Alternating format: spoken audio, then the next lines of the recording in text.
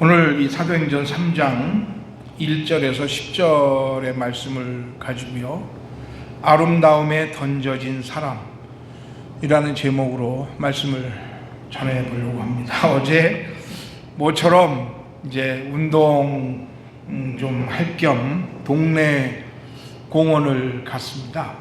산책을 하면서 보니까 숲이 점점 색이 짙어져 가더라고요.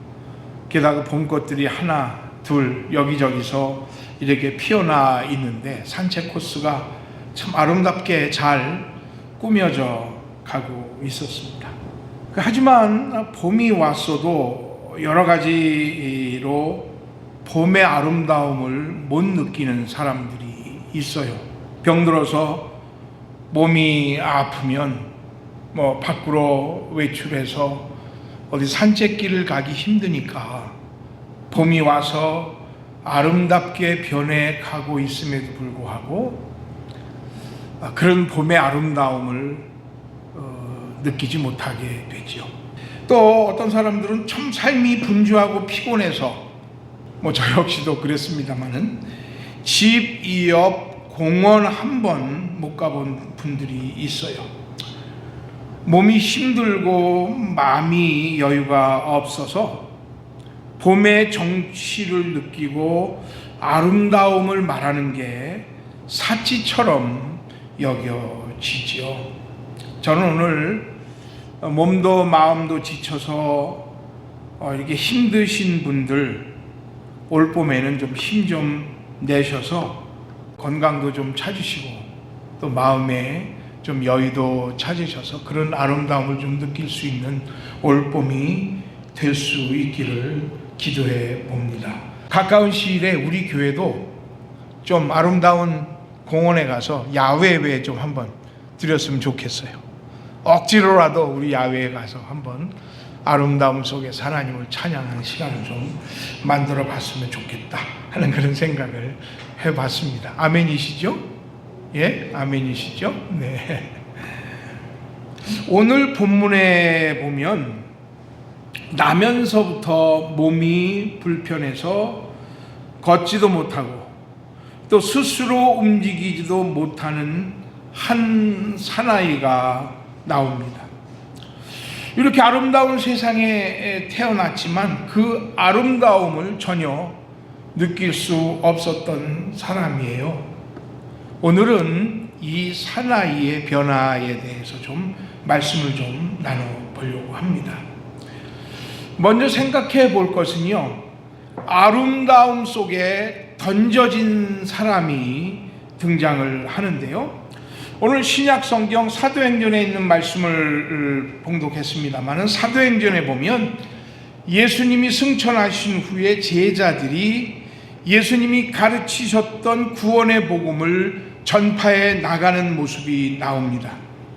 사도들이 기도하고 전도하기를 힘써서 이때의 유대인들과 이방 사람들 가운데에 회개하고 예수를 믿는 사람들이 많이 생겨났습니다. 오늘도 본문에 사도 베드로와 요한이 유대인들에게 전도하려고 예루살렘 성전으로 발걸음을 옮기고 있습니다.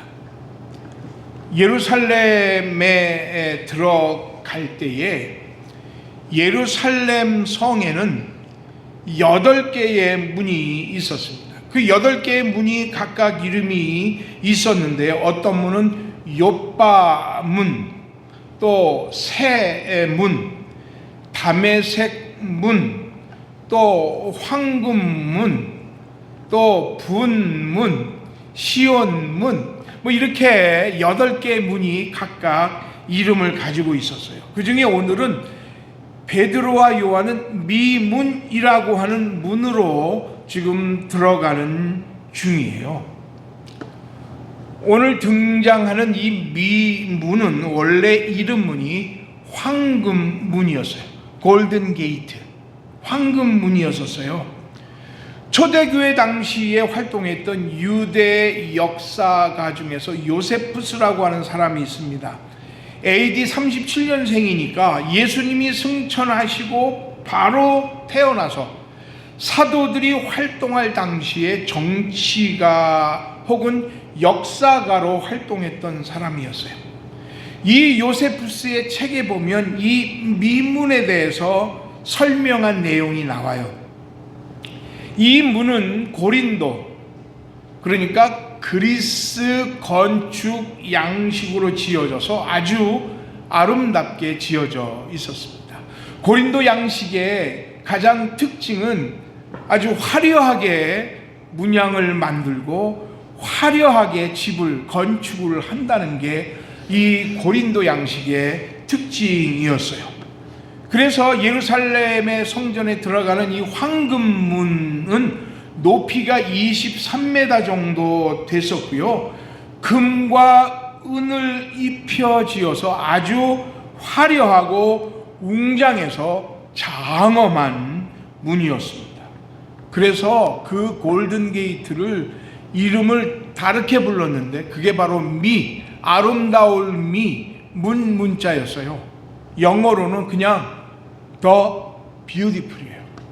얼마나 아름다웠으면 그 문의 이름을 The Beautiful, 아름다움이라고 지었겠습니까? 그런데 이 문이 예루살렘 동편에 있었는데 성전으로 들어가는 방향과 아주 가까이 있었어요. 그래서 성전으로 들어가기 위해서는 많은 사람들이 이 미문, 골든 게이트, 더 뷰티풀로 많은 사람들이 들어가는 거예요.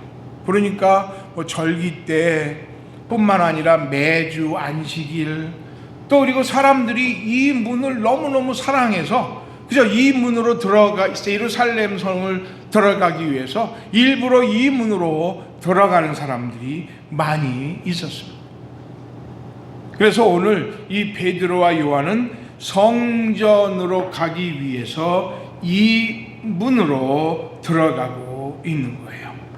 이 문이 워낙 아름다우니까 이 문 주변에 사람들이 가장 많이 왔다 갔다 했어요. 멋있잖아요. 황금과 은으로 막 장식이 됐죠. 고린도 양식으로 웅장하게 데코레이션이 됐죠. 그러니까 아무 일 없어도 그냥 이 문 주변을 왔다 갔다 하는 사람들이 많았던 거예요. 많이들 이 문으로 들락날락하고 할 일 없어도 팔짱을 끼고 이 문 주변을 왔다 갔다 하면서 이 아름다움을 즐기는 사람들이 많이 있었어요. 그러니까 사람들은 이 성전 문이 주는 화려함 속에 자기 자신의 처지는 잊어버리고 그저 그 자기 자신이 그 화려함의 일부라고 생각을 하면서 그 문을 감상하기도 하고 그 문에 자기 마음을 이렇게 쏟아붓기도 했던 거예요. 혼자 이 문의 아름다움 속에 빠져서 인생은 역시 아름다워 라고 하는 시를 쓰면서 그 문을 왔다 갔다 하는 사람들이 있었어요.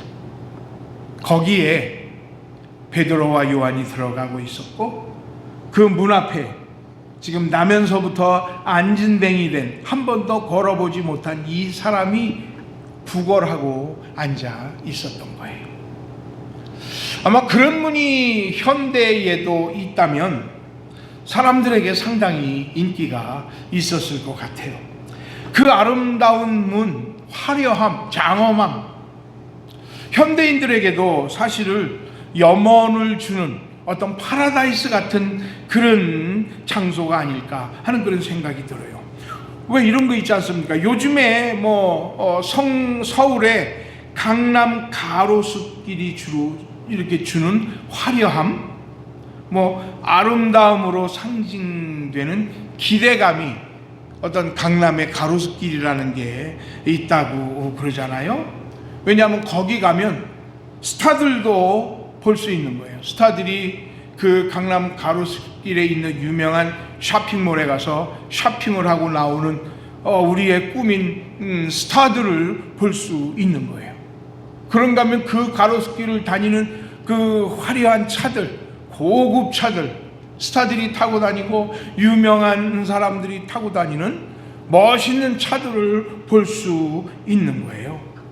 그래서 소위 강남 가로수길 하면 그 길을 왔다 갔다만 해도 내 문화 양식이 소양이 이 정도는 되지. 나도 저 스타처럼 저런 화려한 차들을 타고 다니는 사람과 같이 나도 내 품격이 높아지는 거야 라고 생각을 한다는 거예요.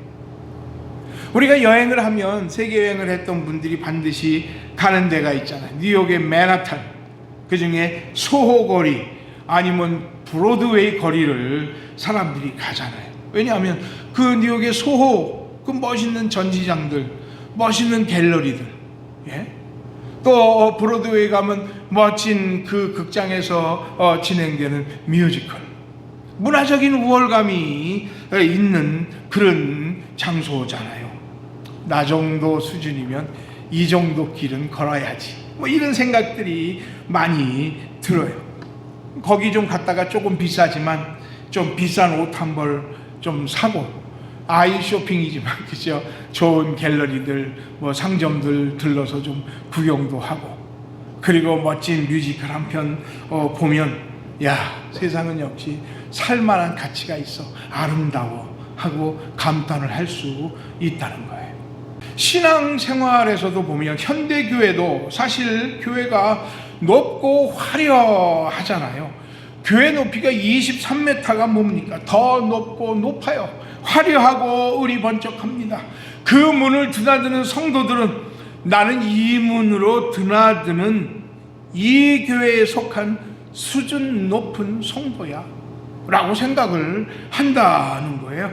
자부심과 그 교회의 구성원이 되었다라고 하는 것을 자랑하는 마음이 있어요.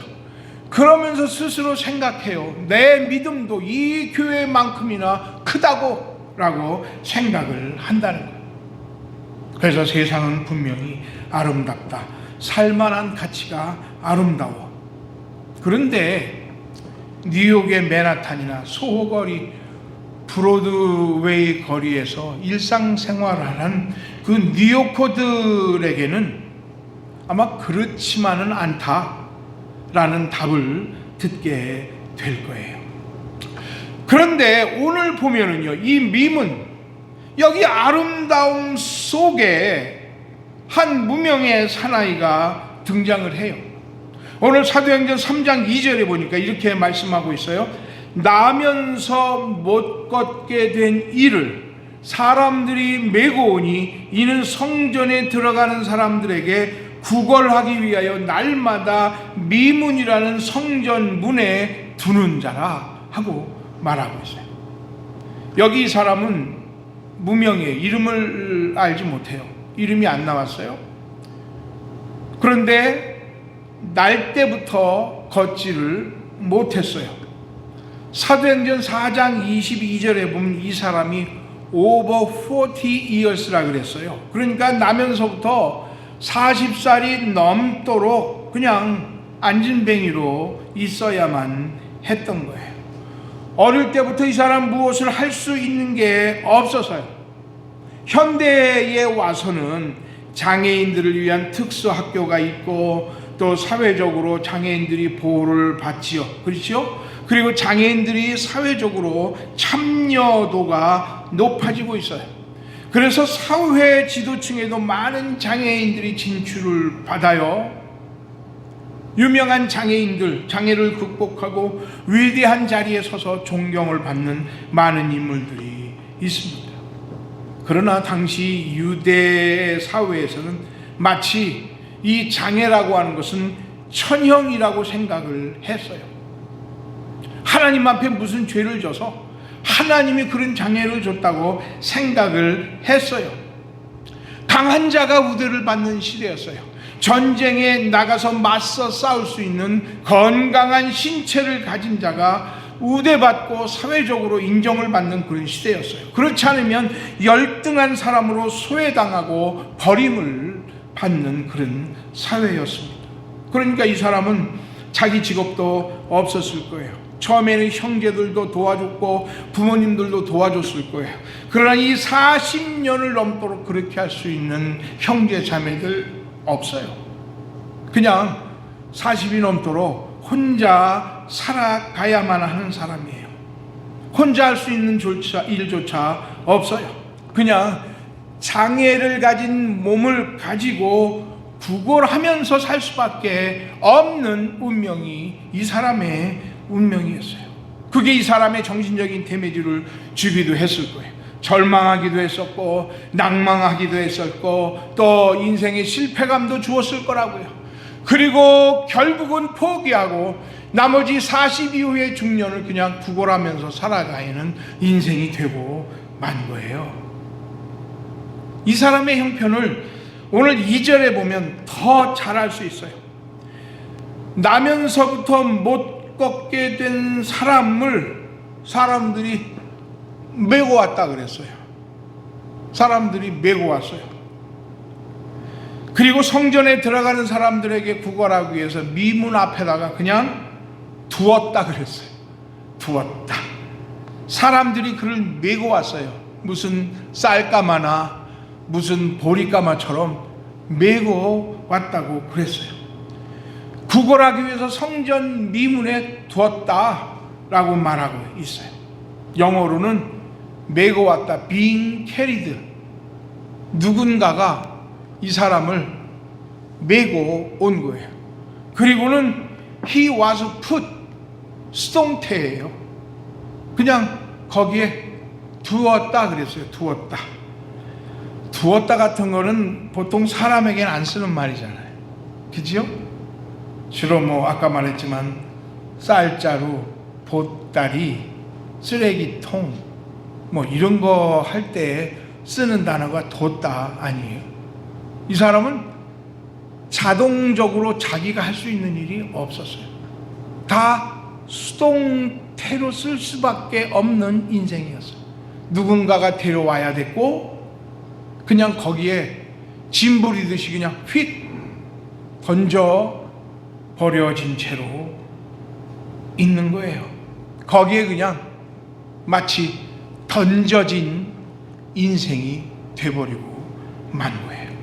이 세상에 태어났는데 어떤 인간의 운명이 누군가에 의해서 데려와야 되고 쌀가루, 쌀가마니처럼 그냥 거기에 던져져야 되는 그런 인생입니까? 근데 사실 가만히 보면 우리의 인생도 던져진 인생이에요. 우리도 그렇습니다, 사실. 그래서 유명한 독일의 철학자였던 하이데거는 인생은 내 던져진 존재라고 했어요. 저는 그 표현에 참 동감을 갑니다. 그래서 젊었을 때 하이데거를 많이 좋아하고 또 그 철학을 읽고 그랬지 않습니까? 생이라고 하는 곳에 던져진 거예요. 인간이 이 세상에 태어난 방법은 다 달라요. 부유하게도 태어나고 가난하게도 태어납니다. 적당하게 태어나기도 했지만 다 다른 환경과 배경 안에서 태어났어요. 누구도 내가 태어나야지 하고 이 세상에 온 사람은 하나도 없어요. 마치 세상에 던져진 것처럼 태어났어요. 벌거숭이로 아무것도 가지지 않고 나온 거예요. 생이란 곳에, 인생이란 곳에 던져진 거예요. 세상에 그냥 던져진 거예요. 그런데 우리는 좋은 부부 만나고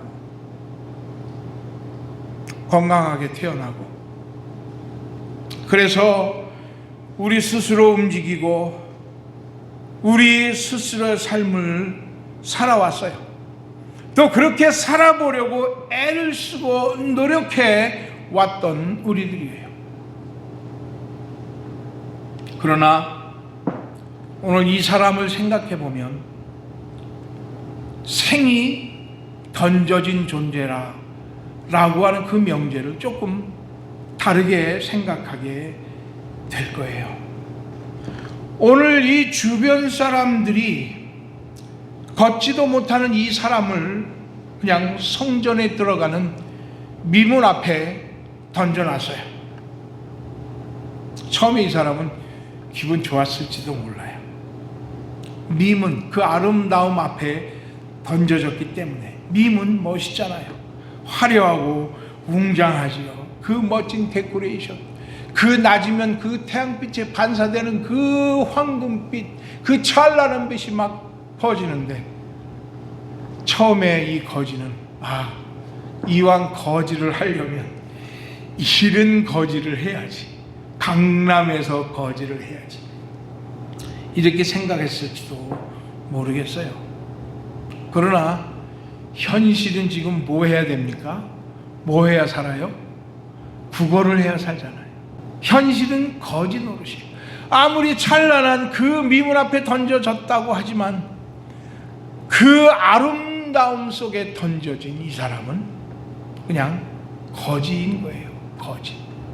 구걸하는 자, 앉은뱅이, 날마다 거기에 앉았지만 자기 자신은 그 앞을 왔다 갔다 하는 그 사람들과 같이 될 수 없는 처지를 보게 되는 거예요. 그냥 하루하루 그저 밥 먹고 살기 위해서 성전에 드나드는 사람에게 한 푼 줍시오, 좀 도와주십시오 라고 양식을 구걸하는 자기의 모습이에요. 더 불쌍해 보여야 되니까 어떻게 해요? 손을 내밀어야죠. 손을 그냥 내밀면 안 돼요. 덜덜덜덜 떨면서 내밀어야 돼요. 고개도 한쪽으로 좀 이렇게 기울어야 돼요. 더 불쌍해 보여야 돼요. 그래야 더 많은 구걸을 얻을 수가 있으니까. 그리고 누군가가 다시 집으로 데려다가 던져놓겠죠?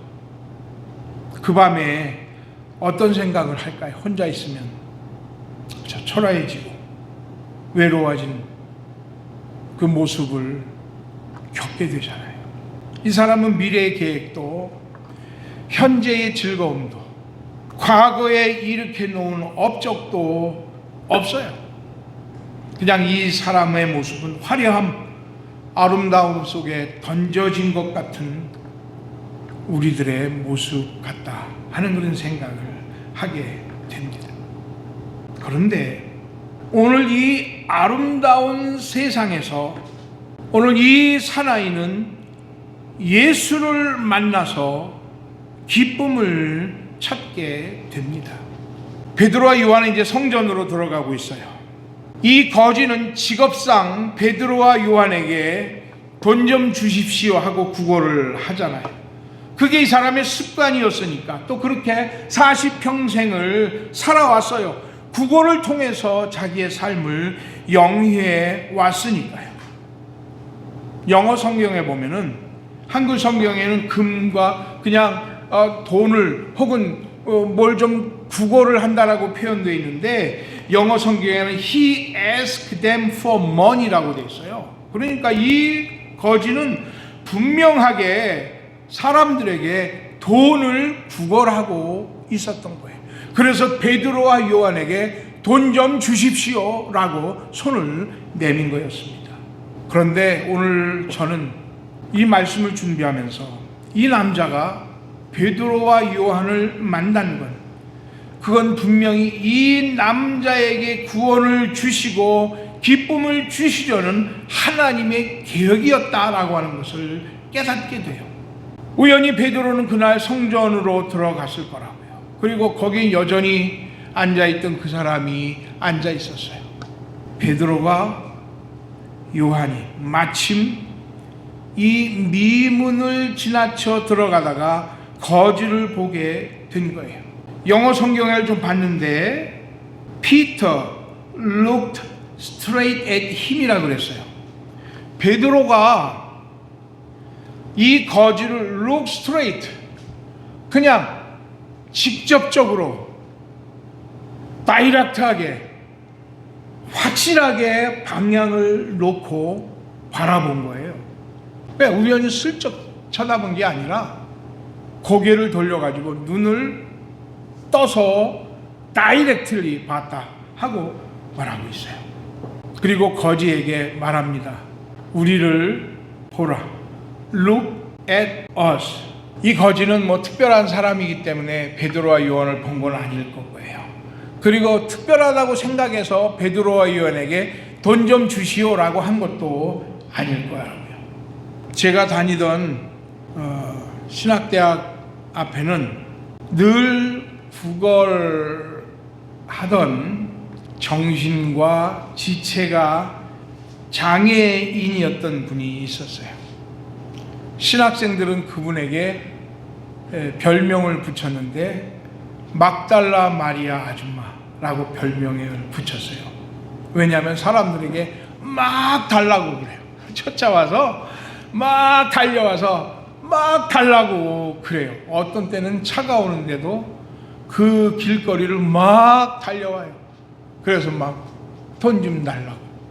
그래서 막 달라고 그래서 막달라 마리아 아줌마예요. 신학교 입구에서 구걸을 해요. 몫이 좋잖아요. 그렇죠? 그 신학교에 드나드는 사람이 누굽니까? 목회자가 되려는 신학생이 있잖아요. 선교사가 되려는 분도 있고 크리스찬 교사나 혹은 크리스찬 사업가, 여러 가지로 사역자를 꿈꾸는 젊은이들하고 교수님들, 신앙과 사랑으로 가득 찬 사람들이 그 문으로 드나들잖아요. 그러니까 그 마음으로 남을 돕고자 하는 마음이 가득 차 있는 분들이 그 신학교를 드나들잖아요. 몫이 얼마나 좋아요. 그런데 이 아줌마가 착각한 게 하나가 있었어요. 그게 뭐냐면 여기 드나드는 신학생들이 돈이 없다는 것을 모르는 거예요. 신학생들이 무슨 돈이 있습니까? 그래도 이분은 그거 나란 거 같고 막 쫓아와서 막 달라고 그래요. 그러면 지나가는 분들 중에서는 그래도 그냥 차비하다가 남은 거 있으면 그분에게 주고, 또 때로는 학교 앞 분식집에 가가지고 라면도 사주고 그런 분들이 있어요. 이분은 제가 그 신학교 밑에 교회에 전도사로 있을 때에 그 교회를 나오셨어요. 그래서 그 교회 나오셔서 예배도 드리고 헌금도 드리고, 어느 날 부흥회를 했는데 헌금을 드렸어요. 그렇게 얻은 동전을 비닐봉지에 담아가지고 부흥회 헌금을 드렸어요. 그런데 이 부흥사 목사님이 화를 내는 거예요. 누가 이따위 돈을 헌금으로 들었냐. 교인들이 막 깜짝 놀랐어요. 왜냐하면 성도들이 다 알잖아요. 우리 교인이고 정신적으로 지체적으로 불편한데 그걸에서 얻은 돈을 모아서 헌금을 드렸는데 그걸 누가 이따위를 드렸냐고. 여기 미문 앞에 놓인 거지도 사실은 누구를 향해서 돈 좀 주시오 했던 게 아니에요. 그런데 베드로와 요한은 그 사나이를 눈여겨봤고, 그리고 Look at me, 나를 좀 봐라 하고 강력하게 요청을 했어요. 드디어 거지와 베드로 요한의 눈이 마주치기 시작을 한 거예요. 바로 이 순간부터 이 사나이의 인생에 큰 변혁이 일어나기 시작을 합니다. 여기서부터 이 안진뱅이 거지와 예수님의 만남이 시작이 됐어요. 사도 베드로와 요한을 Look at me, 우리를 좀 봐라 라고 말했어요. 이 거지는 눈을 들어서 베드로와 요한과 눈을 마주쳤습니다. 물론 베드로와 요한과 무슨 인격적인 교제를 위해서 친구가 되자고 쳐다본 것 아니에요. 그런 적이 없으니까 누구도 이 사람을 인격적으로 대우한 적도 없고 이 사람을 누구도 친구 맺자고 한 적도 없었어요. 그냥 멀리서 뭘 좀 얻을까 해가지고 그냥 베드로와 요한을 봤을 뿐이에요. 근데 거기에 하나님의 터치가 시작이 된 거예요. 하나님의 성령님의 터치가 그때부터 이 거지의 마음을 움직이기 시작을 한 거예요. 우리를 보라 라고 하는 베드로와 요한의 말을 듣고 안진뱅이 거지가 눈을 들어 그들을 봤을 때에 성령 하나님은 베드로와 요한의 말씀 속에 역사하시기 시작을 했어요. 그래서 이 베드로와 요한은 거지에게 예수님을 소개했어요. 그때부터 이 거지와 예수님과의 만남이 시작이 된 거예요. 베드로의 눈을 바라보자 하나님의 성령이 역사하기 시작을 하는데, 베드로와 요한의 말씀이 이 거지의 심령 속에 막 쑥쑥 빨려 들어가는 거예요. 그리고 그의 마음을 움직이고 그의 육체를 치료하고 그의 삶에 개혁이 일어났던 겁니다. 우리의 신앙도 그렇잖아요. 우리는 때로 삶의 기적을 바랍니다. 육신의 병마가 치료되기를 원해요. 내 신앙도 자라기를 원하고 축복을 고대합니다. 오늘도 내 인생에 뭔 일이 좀 일어나려나 하는 막연한 기대감을 갖고 예배당에도 다니고 신앙생활도 해요. 문제는 예수님과 눈을 마주쳐야 되는데 그건 없이 그냥 교회만 다닌다 이 말이에요. 예수님은 말씀하세요. 예수님은 나를 봐라, look at me, look at us, look at me 하고 부르시는데 때로는 말씀을 통해서 나를 좀 봐라 하고 말씀을 하시는데 예수님과 눈을 마주치려고 하지 않아요. 예수님과 눈을 마주치기 위해서 성경 말씀 좀 뒤적여 보고 설교 말씀도 눈을 뚫어져라고 좀 보고 목사도 보고 하나님의 말씀을 들어야 되는 거 아니에요? 눈을 마주칠 때에 거기에 하나님의 영이 역사를 합니다. 그 말씀을 들을 때에 눈을 마주쳐 말씀을 들을 때에 성령님이 역사하세요. 성령님이 역사하시면 그 말씀이 심령 속에 쏙쏙 들어박혀요. 그리고 거기에 내 심령의 변화가 일어나고 내 육체의 치료가 시작이 되고 내 심령의 변화가 일어나고 내 삶의 개혁이 일어나는 거예요. 그래서 하나님 앞에 매달리고 하나님을 따라다니는, 하나님을 온전한 마음으로 헌신하는 그런 신앙이 되게 된다고 하는 사실이에요. 무엇을 좀 얻을까 하고 눈을 마주쳤지만 이 거지는 그 마주친 그 눈빛 속에서 성령님이 역사하시는 역사를 경험하게 됩니다. 히브리서 12장 2절 믿음의 주요 또 온전케 하시는 이인 예수를 바라보자 했어요. 영어 성경에 보면 더 재미난 표현이에요. Let's fix our eyes on Jesus. fix야 fix. fix가 뭡니까? 고정하라는 말이잖아요. 예? Let us fix our eyes onto Jesus. 우리의 눈을 예수 그리스도에게 고정하자. 우리 눈을 예수님께 고정하면 늘 우리를 돌보시고 주막하고 계시는 예수님의 눈과 마주칠 수 있습니다. 베드로와 요한이 우리를 봐라, look at me 했을 때에 이 거지는 눈을 봐서 베드로와 요한을 봤어요. 눈이 마주쳤어요. 그때 하나님의 영이 역사하시기 시작을 하고 그리고 이 심령의 믿음을 갖게 만드신 거예요. 오늘 본문 3장 6절에서 8절 말씀은 이렇게 말해요. 베드로가 가로되 은과 금은 내게 없거니와 내게 있는 곳으로 내게 주노니 곧 나사렛 예수 그리스도의 이름으로 걸으라 하고 오른손을 잡아 일으키니 발과 발목이 곧 힘을 얻고 뛰어 서서 걸으며 그들과 함께 성전으로 걸어가면서 걷기도 하고 뛰기도 하며 하나님을 찬미했다 하고 말씀하고 있어요. 베드로 그 남자에게 준 것은 돈이 아니었어요. 음과 금이 아니었어요. 하나님이 보시기에 이 남자의 문제는 돈과 금의 문제가 아니었기 때문에 그래요. 그에게 돈 몇 푼 주었다면 오늘도 거지인 이 사나이는 내일도 거지일 거예요. 그렇지요? 그런데 하나님은 이 사람의 인생을 바꿔 주세요. 그 거지의 속 마음 깊이 있는 그 간절한 염원을 하나님이 보신 거예요. 내가 너를 거지로 만들기 위해서 돈을 주고자 함이 아니다. 너를 일으켜 새로운 사람을 만들 것이다.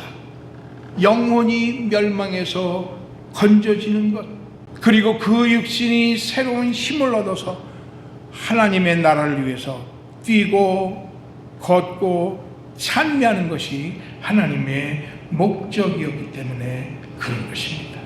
오늘 성경을 보면 저는 해석이 좀 못마땅해요. Jump to his feet 그랬는데 오늘 성경은 뛰고 걷고 하나님을 찬미했다 그랬어요. 저에게 번역을 맡겼으면 이렇게 번역을 했을 것 같아요. 그가 길길이 뛰었다.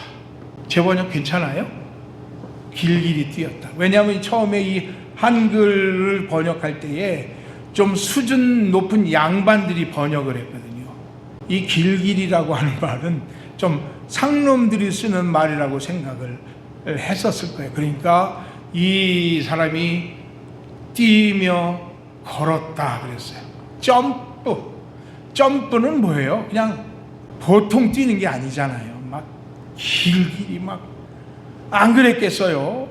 40평생을 못 걸었는데 힘이 생기고 발에 힘이 생기는데 그냥 몇 번 걸어봤겠어요? 아니, 그냥 길길이 동네를 뛰어다녔을 거라고 봐요. 제 생각이고요. 인생이 바뀌었잖아요. 늘 아름다운, 그 아름다움 앞에, 아니 아름다움 속에 앉아 있지만 그의 인생은 결코 아름다움을 느낄 수 있는 인생이 아니에요. 좌절했었고 실망했었고 패배의식에 있었고 외로움에 가득 찬 인생이었었다고요. 그렇게 40년을 보냈어요. 그런데 오늘 예수의 이름으로 고침을 받고 인생이 바뀌었어요. 그의 육신이 힘을 얻고 치료가 나타나고 길길이 뛰는 인생이 됐어요. 그리고 하나님 앞에 구원을 받았습니다. 그리고 그는 그 기쁨의 마음을 가지고 그 아름다움을 볼 수 있게 된 거예요. 그리고 하나님을 찬미하는 사람들이 됐습니다. 말씀을 정리할게요. 이 사나이는 뷰티풀 속에 있는 조이풀을 발견하게 된 거예요. 정말 그 아름다움 속에서, 아름다움 속에 던져졌던 인생에서 이제는 그 아름다움 앞에서 조이풀, 기쁨을 발견하게 됐어요. 그리고 이 사나이는 joy with praising God, 기쁨을 가지고 하나님을 찬미하는 인생이 됐습니다. 아무리 아름다운 세상에 던져졌다고 하더라도 우리 생애 속에 이런 기쁨이 없다면 우리 인생은 얼마나 허무하겠습니까? 세상에 아름답다고 하는 세상에 살았다고 하더라도 내가 내 마음속에 조이풀이 없다면 그 아름다움이 무슨 아름다움이겠습니까? 예수 안에서 예수 이름으로 구원을 받고 예수 이름으로 내 심령을 채우면 그 안에 하나님이 기쁨을 주십니다. 그 기쁨으로 세상을 볼 때 세상은 비로소 아름다워질 수 있는 것입니다. 사랑하는 성도 여러분, 그러므로 눈을 들어서 예수를 바라보세요. 예수의 십자가에 우리의 눈을 고정해 보세요. 하나님은 우리의 심령에 기쁨을 주십니다. 할렐루야, 할렐루야. 신앙생활하면서 내 마음을, 내 눈을 예수님께 맞춰보세요. 믿어보려고 애를 쓰세요. 믿음생활 잘해보려고 예수님 앞에 눈을 맞춰보세요. 그러면 그 심령이 변하고 내 삶이 바뀌게 되는 줄 믿습니다. 그 심령 안에 기쁨이 있을 때 무엇을 보든지 아름다워요. 이 아름다운 세상을 그 기쁨의 눈을 가지고 바라보시는 우리 성도들 되시기를 축원합니다. 기도드리겠습니다.